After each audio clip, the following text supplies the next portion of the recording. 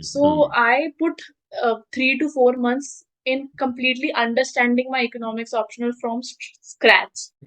So when it Yeah. comes to economics, entire economics optional preparation you completed at the time of your graduation, or UPSC economics is much beyond your graduation subject?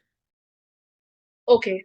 Uh, First, I mean, it was supposed to be a default choice, economics, because, like I said, I took that as my degree subject because I wanted to take it as an optional.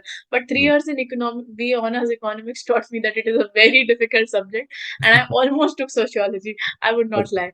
But then I thought that I needed a little bit of a technical touch to, keep this preparation less monotonous.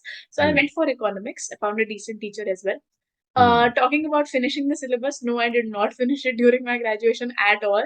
Two Okay. years of my graduation were online.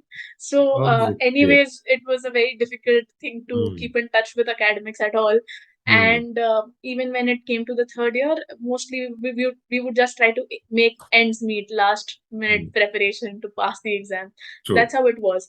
I wouldn't say that UPSC economics is beyond the syllabus. I believe that the economics graduation syllabus is much more technical and a little bit more difficult, I would say. But Okay. I wasn't prepared for even the UPSC economics optional at all.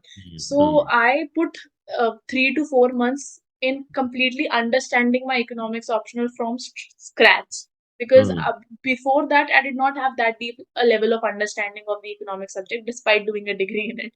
So, mm, yeah, I think I did the entire thing later, but having some level of foundation in economics mm. definitely helped, made it Okay. less intimidating for me, is what I would say.